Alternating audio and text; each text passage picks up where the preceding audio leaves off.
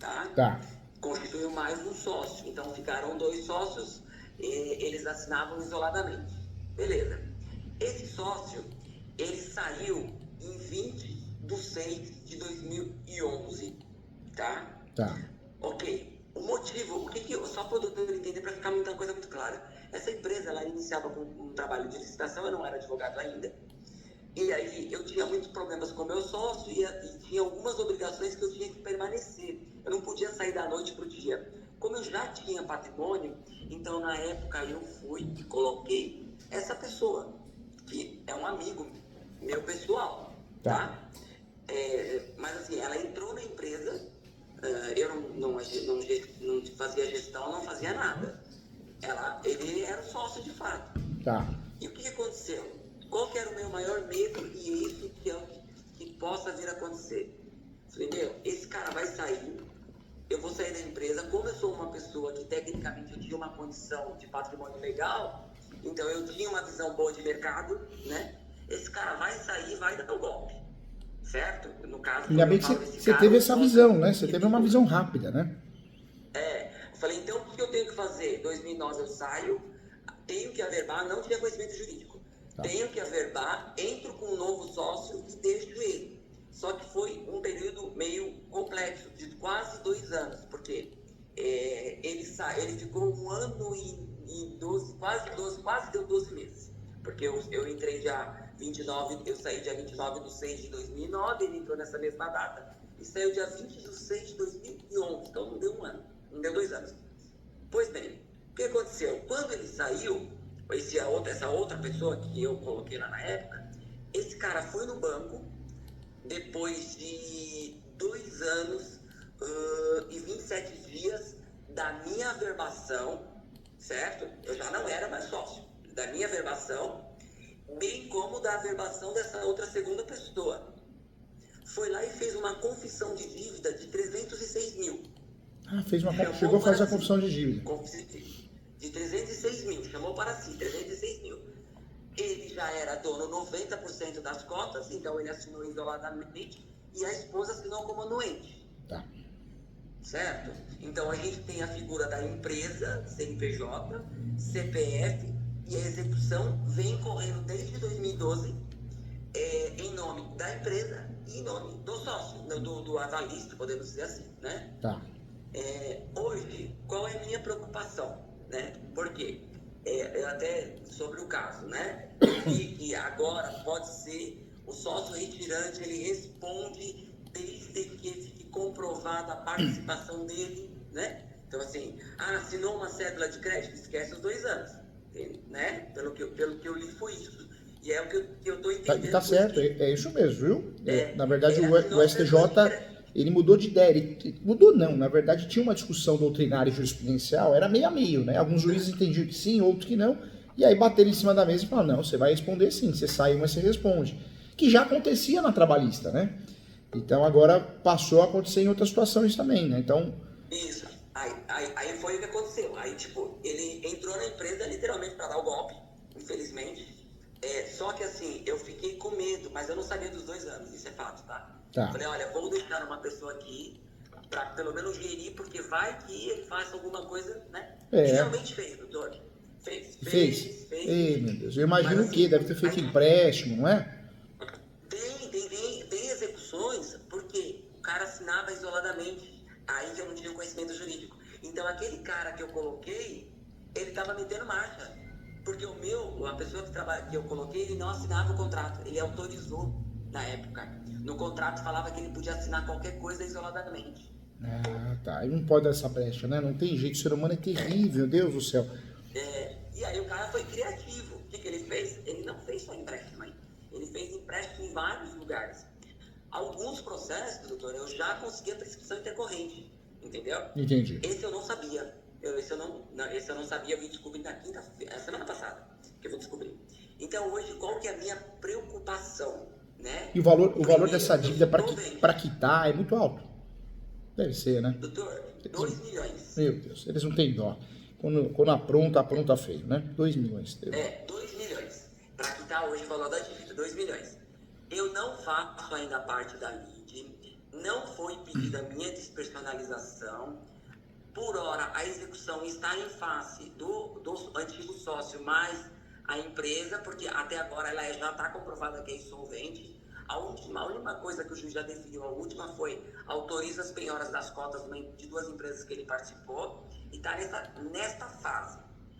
Qual que é a minha preocupação hoje? Porque a gente é advogado, a gente trabalha com, né? A gente tem que se preocupar.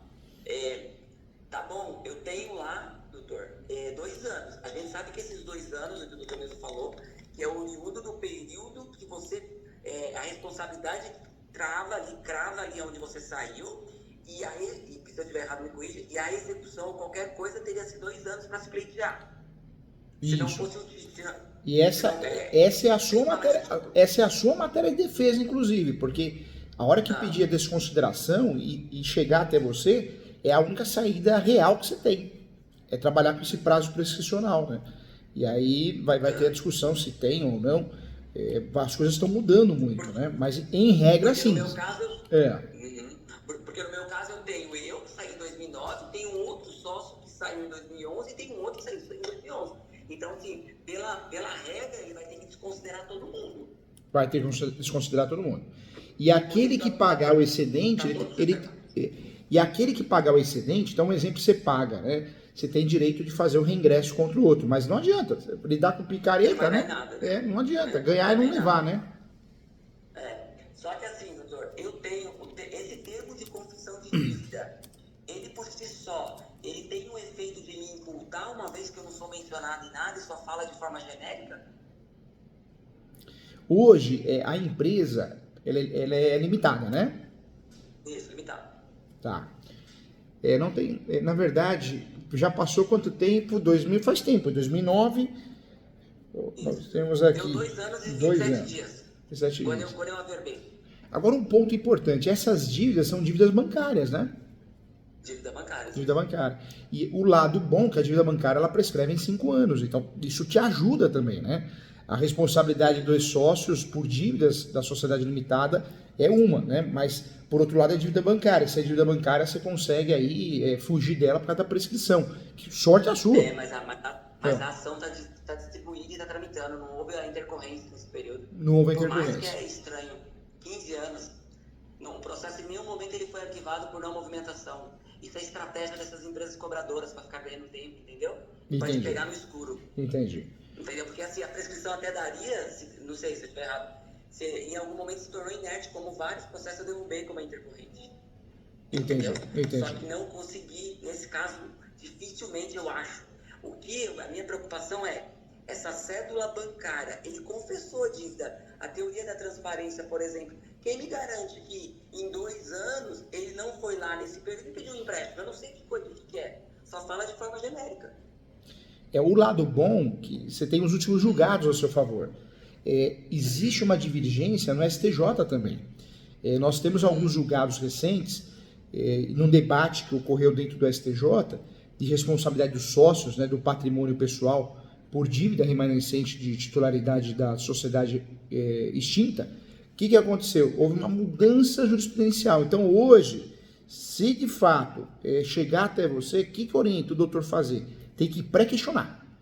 Seja a peça que o doutor for fazer, né? Seja um embargos, a execução, seja uma pré-executividade, o doutor não pode esquecer de pré-questionar. Abre um tópico na peça do pré-questionamento, porque o doutor precisa levar até 3º grau, porque se cair na 3ª, na 5ª turma, o doutor consegue usar o quê? Os sócios não respondem com o patrimônio pessoal pelas dívidas, né?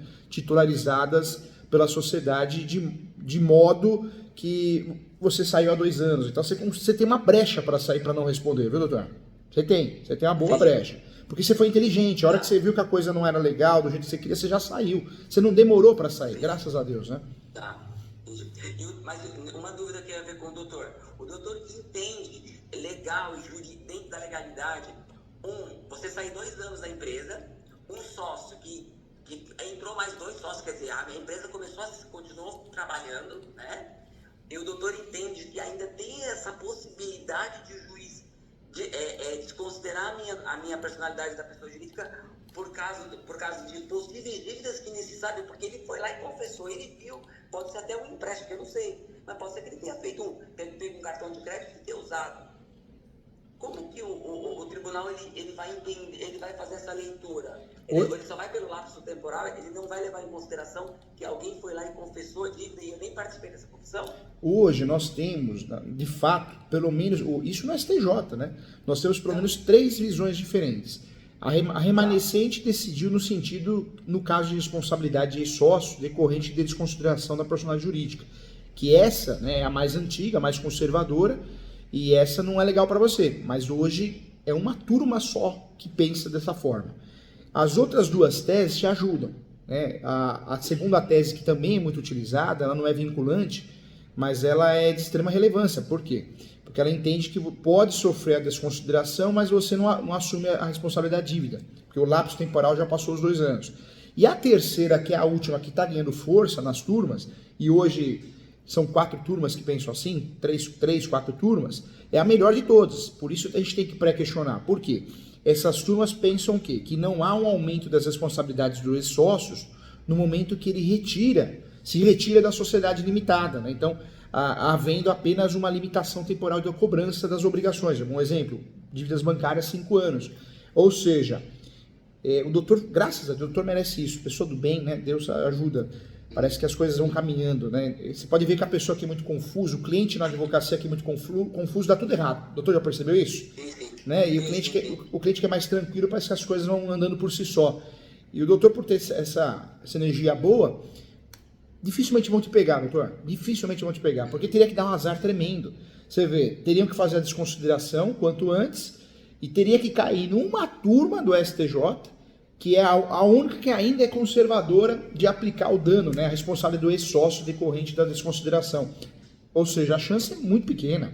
O doutor, é claro que o doutor está aqui só observando e não tem o que fazer, tem que ser uma postura passiva, né, não pode ser ativa, não temos uma ação, pelo contrário, uma ação positiva pode te impactar em dar dor de cabeça, então tem que ser passiva mesmo, mas a chance de dar errado é muito pequena, viu, doutor?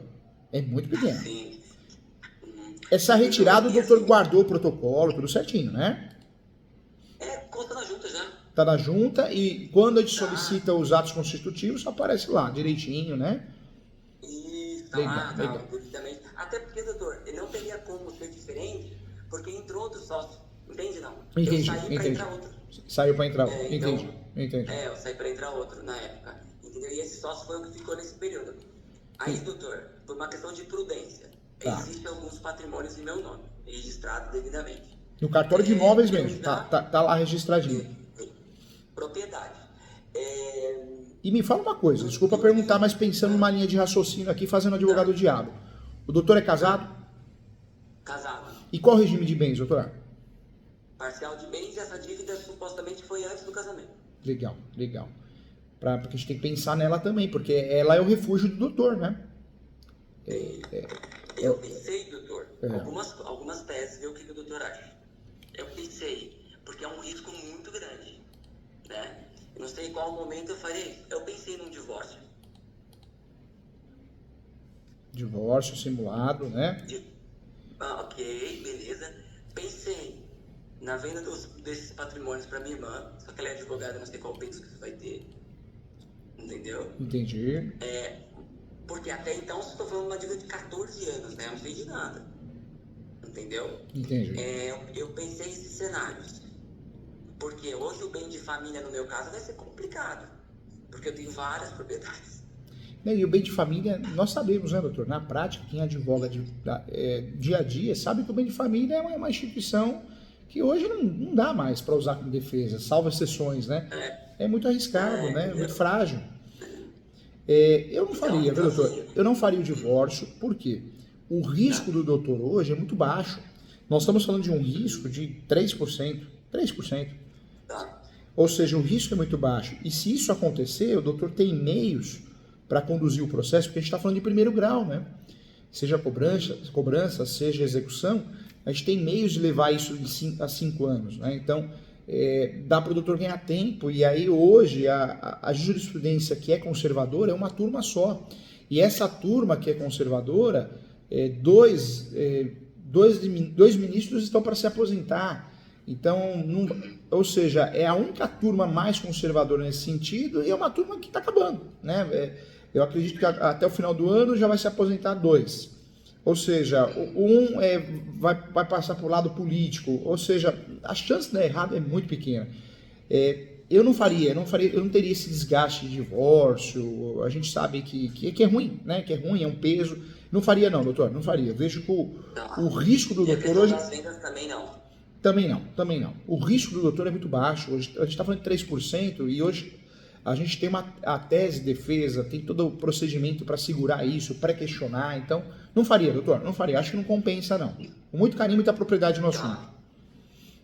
Tá, entendi. E então, o doutor, assim, pelo que o doutor, nesse caso, essa situação da confissão de dívida que não foi assinada por mim, isso é irrelevante, podemos dizer nesse sentido. Irrelevante. Não tem grande peso. Não tem grande peso. É irrelevante. Hoje nós estamos falando de... Mesmo que essa confissão de dívida foi assinada depois do meu lapso de 2 anos. Mesmo que foi assinado no lapso de 2 anos. Hoje nós estamos falando de uma oportunidade de 3% para pegar o doutor. Só que 3% a gente está falando até o final do ano, porque depois vai cair. Essa turma vai ser renovada. É uma turma que, apesar de ser conservadora e manter algumas decisões ainda, é uma turma que já começa a mudar também a sua forma de pensar. Então, ou seja, a chance de dar errado é muito pequena, viu, doutor? Entendi. Doutor, e assim, o senhor pela experiência, essas empresas, eles não estão nem aí, né? Tipo assim, porque hoje a gente está falando de uma causa de 2 milhões, né? Atualizada, aqueles juros exorbitantes. Quando a gente se trata de um embargo de execução, a gente está falando aí daquele, se você perder, você vai ter que pagar 10 no mínimo, né? O doutor sente que pode ser que isso tenha algum peso, mas isso depende da empresa. Depende da empresa. Depende da empresa. Hoje a coisa é muito grande, né? Isso é bom para o doutor. É bom porque eles se perdem, né? Eles acabam se perdendo, como se perderam aí, né? Porque o momento de pedir a desconsideração e chegar até o doutor já passou. A verdade é essa, já passou. Deveria ter sido feito, não agora, né? Então agora é mais difícil de conseguir, é mais trabalhoso. Então, você vê que a advocacia que foi feita, ainda bem, né? Sorte a nossa, porque não é aquela advocacia artesanal, é aquela copia e cola, né? E isso é bom. E nada vai acontecer automaticamente, né? Então tem que pedir. Hoje o doutor está numa situação de segurança, 3%, correspondendo aí ao final do ano uma mudança de turma, ou seja, a chance é muito remota para o doutor precisar fazer divórcio, venda simulada. Não existe a necessidade, viu, doutor? Não existe. Tá, entendi. E aí, doutor, nesse caso específico, o doutor, por mais que tenha esse lapso temporal de 14, de 15 anos, a insolvência por si só tem grande peso para despersonalizar, né? Ou ela tem que preencher mais requisitos lá dos 50? Na verdade, a desconsideração para despersonalizar, tanto no formato original ou inverso, eu tenho que ter a característica da má-fé e a omissão de patrimônio. A partir do momento que não tem isso, eu não consigo, né? Porque eu não posso... Tudo bem, muitos advogados pedem de forma automática, mas se o doutor parar para ver, o judiciário não dá. Porque não é o requisito único, olha, o sócio tem bens, não é isso. Na verdade, precisa existir uma omissão de patrimônio da pessoa jurídica ou da pessoa física, né? Então, como a empresa nem existe mais, como que vai provar essa omissão, né? Então, até para fazer a desconsideração, graças a Deus, o doutor está numa situação privilegiada. Porque tem que, só a insolvência, só a empresa não pagar não é requisito único. Não é requisito único. É cumulativo. É cumulativo. Eu preciso, né, desse fator omissão, desse fator má-fé, para poder desconsiderar. Não posso já pedir a desconsideração e desconsiderando, né? Não pode, se tem bens a pagar as dívidas, né? E o lapso temporal tem um peso também, né? Tem um peso também. Não, tem um peso também, tem um peso. Por isso eu falo, o momento de pedir isso já passou. Comeram bola, né? Não acharam o doutor, não pensaram nisso, né? Mas passou. Segundo o artigo 1003, né, do Código Civil, passou. Isso deveria ter ocorrido dentro do lapso temporal de 2, na teoria, conforme o Código, e na prática até 5 anos. Passou muito tempo, né? Então, o feeling da desconsideração passou. Eles conseguem até provar insolvência, agora trazer nos autos o dolo vai ser difícil, né? Não consegue mais, não consegue mais. Na trabalhista é mais perigoso, porque existe lá a presunção, né? A trabalhista é fogo, né? Com a reforma trabalhista mudou muito, mas no caráter civil, dívida bancária, não pega mais o doutor não pega não. Entendi. Doutor, e a questão desse meu amigo, que aí é um problema que eu posso vir a causar para ele, assim, que eu já sei. Esse é o do inventário que está tramitando, que é 5 anos e tudo mais. Lembra que eu expliquei? Lembro. Que eu falei com o doutor antes? Então, ele tem o inventário tramitando e ele que foi o sócio que entrou quando eu saí. Tem alguma saída, ainda que não deu a declaratória de uso capião?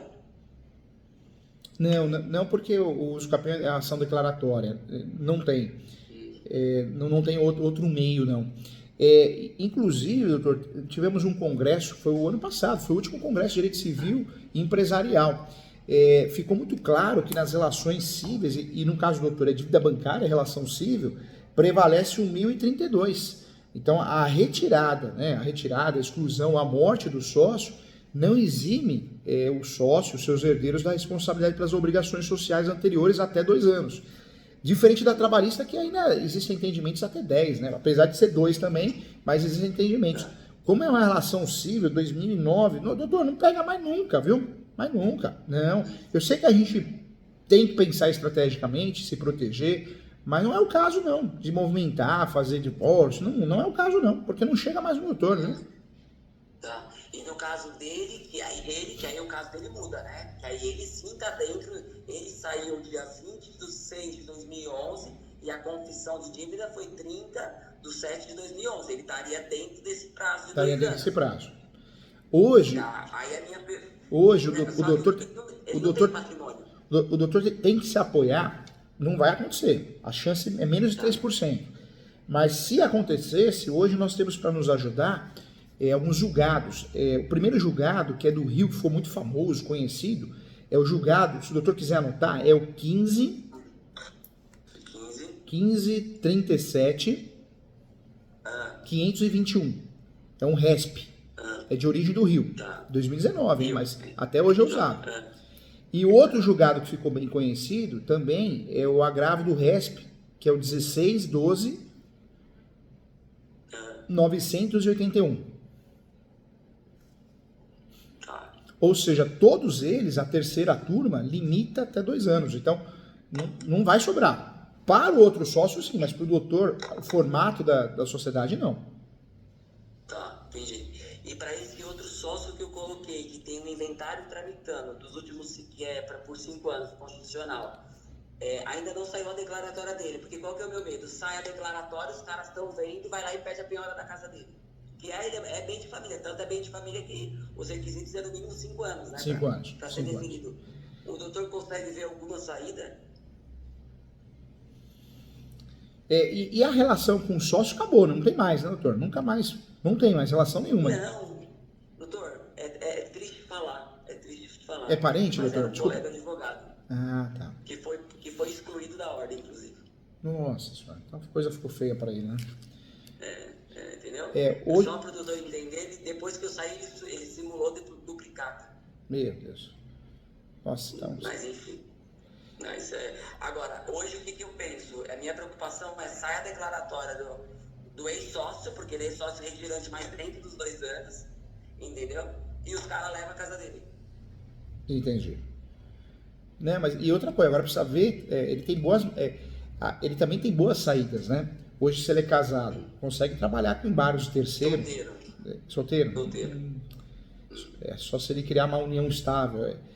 É diferente. É que os direitos dele é muito diferente do doutor, graças a Deus, né?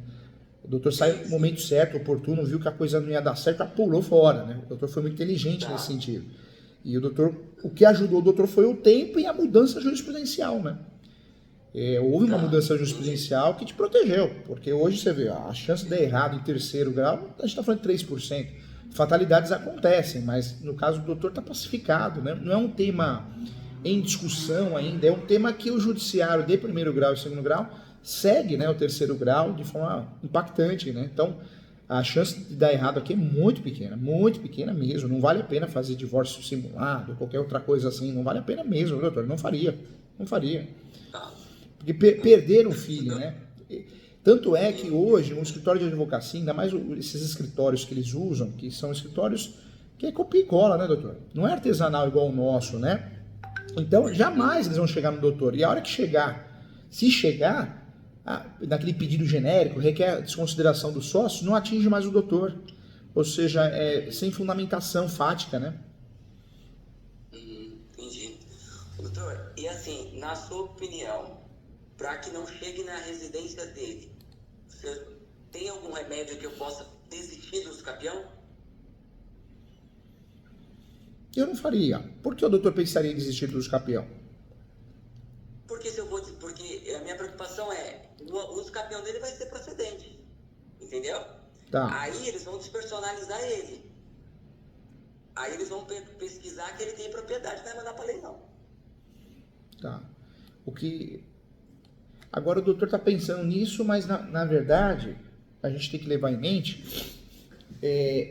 o doutor está pensando como advogado, fazendo um exercício de advogado, mas não que está fazendo alguma coisa para ajudá-lo, né? Não, isso, eu estou pensando no pior, o melhor não. Entendi.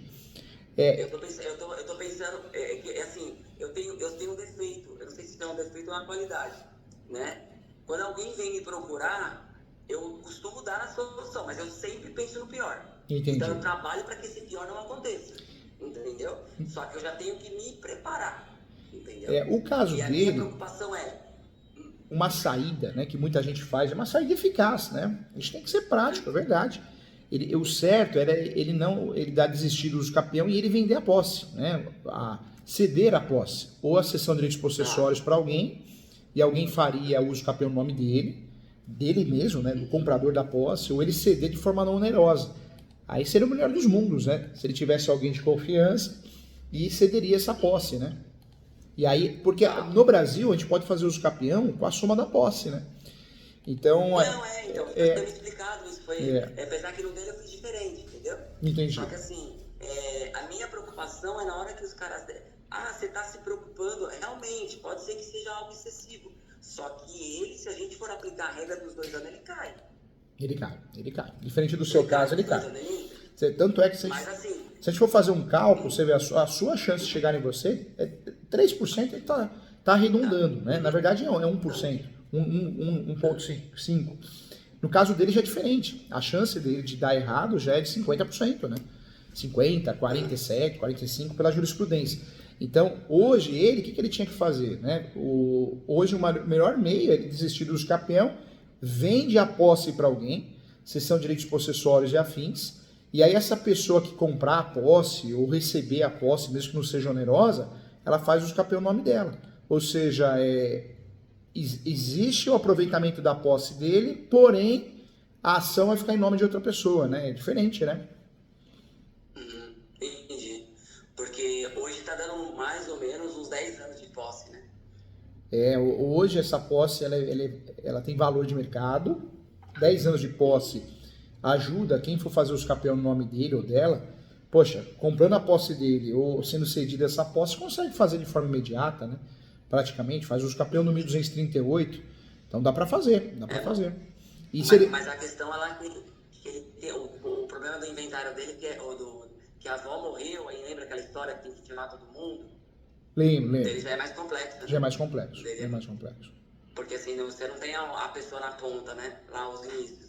Morreu a avó, enfim. Agora, se ele quisesse uma blindagem patrimonial, na prática, tinha que ser cessão de direitos de posse. Ele tinha que sumir com essa ação do mapa, né? Desistir. E aí essa pessoa que comprasse a posse, sendo um conhecido dele, comprasse ou cedida a posse, faria o usucapião no nome dela, né? Entendi. E, doutor, apresentar algo agora que ele tenha vendido alguma coisa no meio do caminho, nos autos do processo, isso ajuda alguma coisa? Não, hoje não. Hoje também perdeu o feeling também, né? Hoje é mais uma situação de tentar nulidade, alguma coisa assim, mas também é difícil, mas diferente da sua, né? Sim, mas por exemplo, se a gente pegar e falar que ele vendeu o imóvel e ele desiste, alguma coisa assim, isso é um perigo também, né? Porque ainda ele não foi desconsiderado da pessoa jurídica. Entendi. É um perigo, é um perigo. Na verdade, é bom não fazer, né? É bom não fazer. Porque existe uma empresa que ele participou. Entendi. Né? E tem uma dívida de 300 e poucos mil. Agora eu fico pensando, aí você vê como ele tá mal orientado, né? Mesmo sendo da área, né? Porque ele, se ele parasse para estudar o assunto, conforme o enunciado 492 da Quinta Jornada de Direito Civil, ele não faria uso capião no nome dele, né? Ele teria que fazer o nome terceiro, né? Então, doutor, mas deixa eu te contar um segredo. Eu que sou advogado dele. Ah, entendi. Porque, o que aconteceu, se o senhor entender? Ele era um amigo, não é um amigo meu. E na época eu saí dessa empresa, certo? E deixei ele cuidando. Porque eu tava com medo, não dos 2 anos, com medo de a pessoa usar o crédito, dar golpe, certo? Até tudo bem. Aí eu expliquei pra ele, não, tudo bem, você tá falando, tá falado. Entendeu? Aí eu coloquei ele como sócio. Entendi. Na verdade, apesar de tudo que ocorreu, você tem gratidão, você quis ajudar, né? Não, sim. Eu tô tentando. Agora, só que eu. Vou imaginar que a minha parte está resolvida, mas a dele, se não tiver, é como se a minha também não tivesse. Entendeu? Entendi. Porque eu entendo que eu coloquei ele numa situação ruim, entendeu? Essa tem esse reconhecimento, entendeu? Então, só que assim, e eu entrei com o uso capião pra ele, entendeu? Eu não deveria ter entrado. E pior que esse uso capião tá no finalzinho já, né? Não, o capião tá no final, eu entrei em 2022, ele é recente. Entendi. O certo, já tá o certo era ter feito o quê? Uso capião o nome de um terceiro e usando a tese da soma da posse. Aí acabou. Não dá para rastrear, né? Aí, mas não dava, doutor, que era 5 anos. O prazo dele era 5 anos. Ele só tinha 5 de posse. E isso foi antes de 2018, não foi? Foi, né?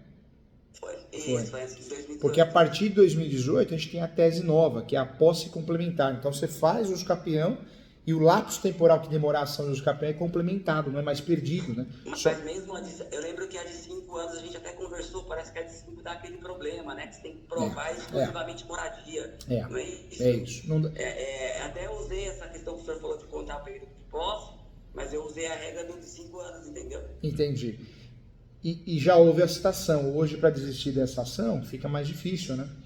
Porque o que poderia fazer, uma saída, o doutor pede prazo suplementar, o juiz pede alguma coisa, um exemplo, a perícia não ocorreu ainda, né?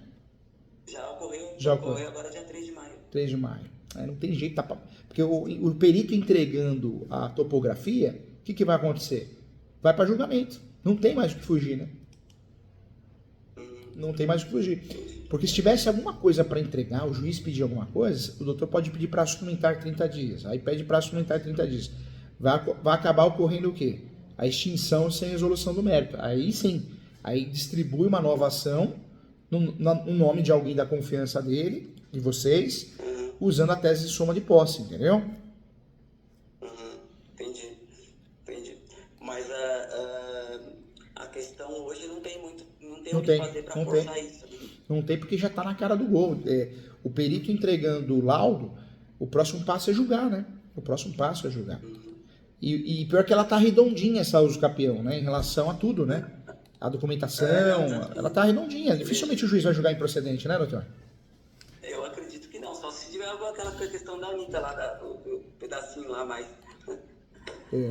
Mas assim, eu penso assim, não sei, eu tinha pensado em desistir, entendeu? Entendi. Tinha pensado em desistir da ação. Só que aquilo que não tinha pensado também da citação, entendeu? Já foi citado, né? Já foi citado. E outra coisa, no finalzinho... Tem que não for, já ocorreu o edital. E outra, para desistir, vai ter que ter um fundamento, né? Vai ter que ter uma narrativa. E qual seria essa narrativa? Porque tá na cara do gol, aí vai desistir do uso capião, entendeu?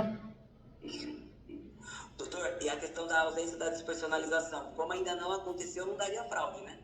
Não daria fraude, porque é só pós, né? Não. Só pós, então não daria não. Então isso quer dizer que é o seguinte, que na despersonalização, quando acontecer, vai ter que evitar o máximo para ele ser citado. O máximo. O que o doutor poderia fazer, eu estou matutando aqui porque eu quero o teu bem. Eu estou matutando um caso que deu certo, isso há 5 anos atrás, que nós fizemos? Nós peticionamos, juntando o contrato de cessão de direitos possessórios e pedindo a mudança do polo da ação, o polo ativo. O judiciário, a maioria não concorda, fala, não, a ação de origem está no nome de fulano, então tem que ir até o final o nome de fulano. Não dá para, nesse momento processual após a perícia, não dá para ocorrer a mudança de polo. E aí nisso, aí sim, poderia fazer uma petição informando que requer a desistência, porque não houve a cessão de direitos possessórios, houve a venda da posse dos direitos possessórios, então não tem mais interesse em continuar com o uso capião, uma vez que o comprador da posse requer regularizar através de meios próprios, entendeu? Então, só que assim, você vê como são as coisas, né? O perito esteve no local e o perito falou direto com ele. E eles ficaram conversando por WhatsApp, eu acho que ele mandou algumas fotos. Tá. Do imóvel. Ou uma saída que o doutor pode fazer, peticiona e fala que quer a suspensão do processo durante 60 dias, uma vez que está tentando fazer o procedimento extrajudicial e também o procedimento administrativo via REURB. Aí, 60 dias. Passou 60 dias? Pede mais 60 dias. Pede mais 60 dias. O que vai acabar acontecendo numa segunda ou terceira vez? Vai ocorrer a extinção do processo, entendeu? Entendi, tá. É uma saída. Aí a probabilidade de eles virem para cima. Eu tinha pensado que a gente poderia pedir a substituição do polo, né, como tu falou, se a gente apresentasse alguma coisa e falando, não sei, uma linha nesse sentido, sabe? Requer a mudança do polo, igual o doutor falou. Mas aí eu teria que arrumar um contrato normal. Teria que arrumar. O contrato seria o quê? Cessão de direitos possessórios e afins. Poderia ser um contrato simples, mas teria que ter esse contrato para provar a mudança de posse, né? É uma saída. É uma linha que eu acho mais segura e mais coerente, né? E a segunda seria essa, falar, requer a suspensão por 60 dias ou 30 dias, ou pode pedir 60, o judiciário vai dar 30, para que ocorra a regularização via extrajudicial. E aí pede de novo. Aí o juiz vai chegar uma hora e falar, extinto sem resolução, você só pede prazo, entendeu? Entendi. O doutor se sente mais seguro na sessão ou na questão do extrajudicial? Porque no extrajudicial pode ser que ele fale, não, porque já está na sentença. Eu iria no extrajudicial. Eu iria porque está no código, né? Que pode ser pedido a qualquer tempo a suspensão do processo judicial para que seja usufruído do procedimento extrajudicial. Então, por mais que o juiz não concorde, não goste, ele é obrigado a dar. E 2 pedidos, qual que é a vingança do juiz? É a extinção do processo, né? Cai onde o doutor quer, né? Eu acho que esse seria mais seguro, né? Mais seguro. E aí ele teria que ter alguém de confiança. Então agora, quando ele fala, não, vou computar e vou seguir. Não pode, né? Porque, na verdade, se fizer isso, dá para gravar, né?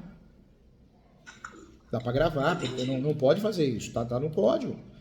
Não pode ser que eles nunca vi fazer, mas se fizer, dá para gravar, né? É um direito seu pedir a suspensão. Tá. E o doutor, assim, nesse caso, o meu o doutor já explicou e eu já entendi. Até tinha algumas perguntas mais técnicas para fazer, mas já foram todas. Eu tinha, doutor, entendimento, esse é o entendimento meu por falta de conhecimento, experiência, que o fato de ter sido uma confissão que teve a anuência da pessoa e mais a sua cônjuge, eu não responderia, porque eu seria um sócio retirante. Exatamente. Só que isso que eu estou falando é uma decisão que o STJ vem tentando pacificar, não é isso? É isso mesmo. Mas a lei não fala isso. Não fala isso. Mas como a lei fala até 2 anos. Até 2 anos. Mas como nessas questões a jurisprudência ela é dominante, mas temos três situações, né? E a única que causaria impacto para o doutor seria a primeira, mas a primeira é rasa, né? Ela hoje é uma jurisprudência que está sumindo, né? Vai sumir até o final do ano, né? Estudando de forma aprofundada a jurisprudência. Então, o doutor está muito bem nessa história, graças a Deus. Agora, em relação ao colega, eu gostei da ideia. Em relação ao colega, né, que o doutor está defendendo, eu faria o pedido da suspensão, porque está resolvendo no âmbito extrajudicial 1 vez, 2 vezes, 3 vezes, a terceira o juiz vai se invocar, vai extinguir. E aí faz a cessão de direitos possessórios, né? Entendi. E aí sim, aí dá para fazer com calma, depois de tudo extinto, tudo bonito. Tudo bonitinho, né? E faz com a cessão de posse, para alguém de confiança, né? Sim. E aí sair do lapso já vai dar, né? Já vai dar.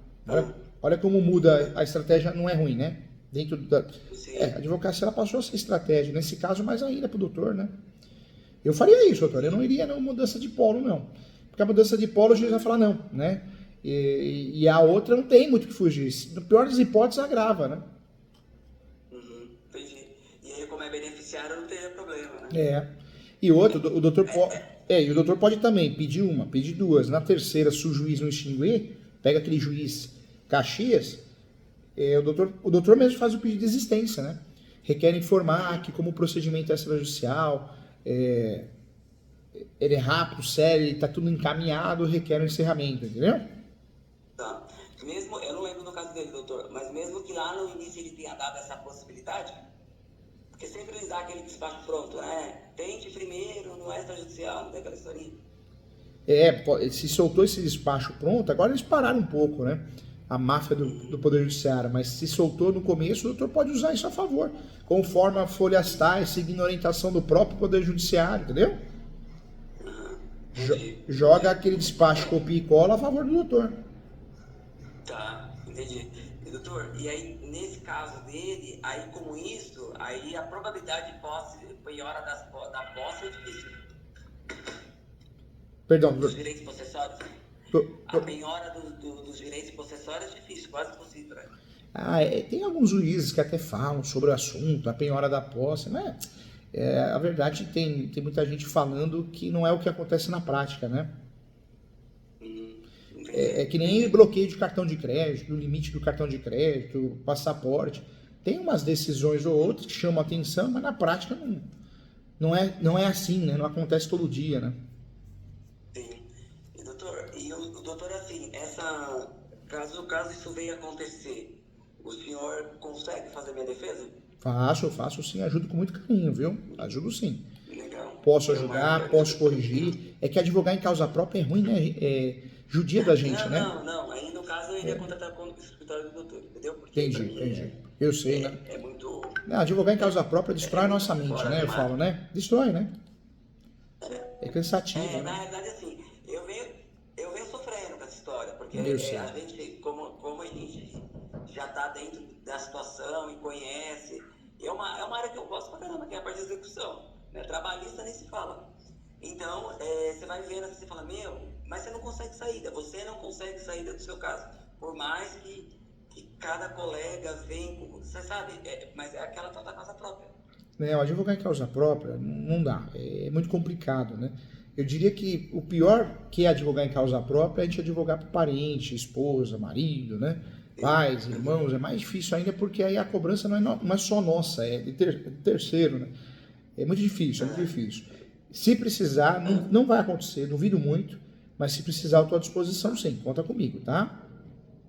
Bom, doutor, eu acho que é isso. Agora em relação ao amigo, fique em paz, não vejo risco, não vejo mesmo, com muita propriedade no assunto.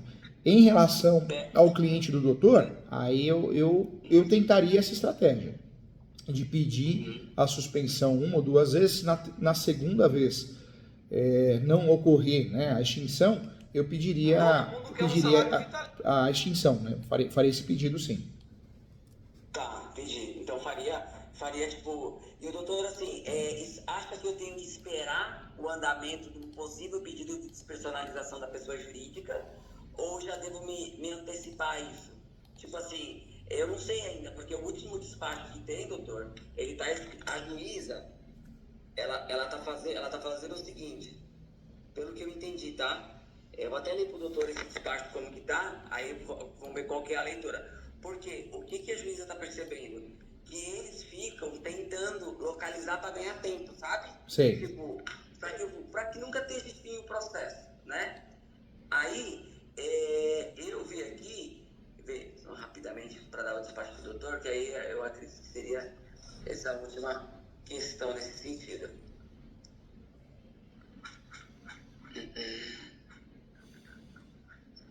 Eu já faria o pedido, porque se amanhã, de fato, o doutor decidir fazer isso, né, decidir finalizar o processo, o doutor não fica um pedido do nada, né, que apareceu do nada. o próprio juíza vai falar, opa, não, já pediu suspensão anteriormente, não fica algo estranho, esquisito, entendeu? Entendi. Ah, tá, legal. Aqui, ó, ela deu o despacho. Manifesta-se a parte autora exequente sobre a certidão do oficial de justiça, no prazo de 15 dias. O oficial de justiça está falando o quê? Que os dois, ele achou, porque foi feita a penhora das duas empresas, né? Então, para tomar ciência, né, da penhora. Nesses dois, ele achou. E nos outros dois era o sócio da empresa, né? Então, 2 foi localizado e 2 o cara deve ter tirado até o número da casa dele. Tá. Porque o oficial certifica que ele foi na rua e não tem esse número. Entendeu? Aí a juíza dá. Certifica no prazo de fica alertado que os requerimentos genéricos que não indicam precisamente os endereços a serem diligenciados, por exemplo, todos os endereços não diligenciados, as partes a serem incluídas no polo passivo por, exemplo, herdeiros do réu. Dentre outros exemplos, análogo. Aí quando eu leio esse análogo, eu penso na despersonalização. Tá. Não cumpre a função de dar andamento regular do feito, podendo ensejar a inscrição no 485.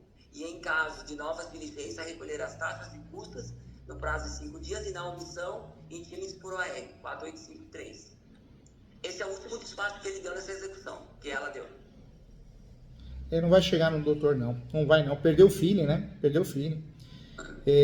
O doutor sabe disso, né? A advocacia, eu acho que na medicina tá igual, né?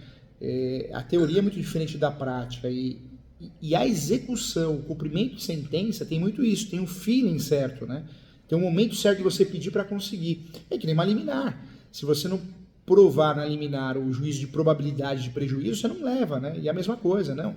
Em relação ao doutor, o doutor está numa situação segura, muito difícil dar errado. Em relação ao cliente, aí precisa tomar cuidado, né? Porque já tem o entendimento de bloqueio de posse, direitos possessórios, é muito difícil ocorrer. Na prática, as pessoas não sabem pedir, os colegas advogados, os juízes não dão porque não sabem, ou seja, é um jogo de incompetência total. Mas o doutor poderia fazer isso, já peticiona pedindo a suspensão para sentir o juiz. Se precisar lá na frente, o doutor já tem a tese pronta, né? Tá, entendi. Porque aí eu peço a suspensão e aí vamos ver o que ele vai falar, né? Se não der, agrava. Se não der, agrava. Qualquer coisa, se o doutor precisar, um despacho confuso, alguma coisa, fala comigo, eu te ajudo. Tá bom, então. Então tá bom, doutor, eu acho que ficou muito claro. Minha parte e a parte do rapaz realmente por precaução, é bom tomar, porque a probabilidade de ser considerado ele como bem de família é quase difícil, né, doutor? Hoje. É muito difícil. É uma tese, eu não diria desatualizada, porque ela existe, né? Então não dá para falar que é desatualizada, mas que é uma tese fraca, né? Hoje você evitar Ele mora ele filho só, solteiro. Mudou muito, né? O bem de família ele era praticamente absoluto na sua origem, na lei de imperabilidade. Hoje não, né? Hoje é brecha em cima de brecha, né? Então você vê, até o fiador nunca teve, tudo bem, bem de família. Mas na caução, que sempre foi legítimo o bem de família, começou a cair, né? A maioria das decisões hoje nesse sentido. Então é uma tese que se tornou rasa, né? Hoje você só se defender com bem de família, o risco é muito grande, né? Tem várias teses importantes que vão atingir o bem de família. Até a presunção de valor. Poxa, conseguimos aqui uma decisão, o imóvel era 380 mil. Pedimos a nulidade do bem de família porque o bem era acima do valor mediano de um imóvel brasileiro. Poxa, e deu certo. Ou seja, um pedido, deu um tiro no escuro, acertou. Então, olha como se tornou vulnerável o bem de família, né? Sim, entendi. Eu vou fazer isso, doutor. Eu acho que essas melhores orientações aí, ela vai seguir com base e agora é viver a cada dia, que é difícil. Eu tô aqui, qualquer coisa você me chama. Tá bom, doutor. Muito obrigado, viu? Acalma o coração, porque você, graças a Deus, tá bem, viu? Tá bem. Beleza, então. Tchau, um abração. Fica com Deus. Tchau. Tchau.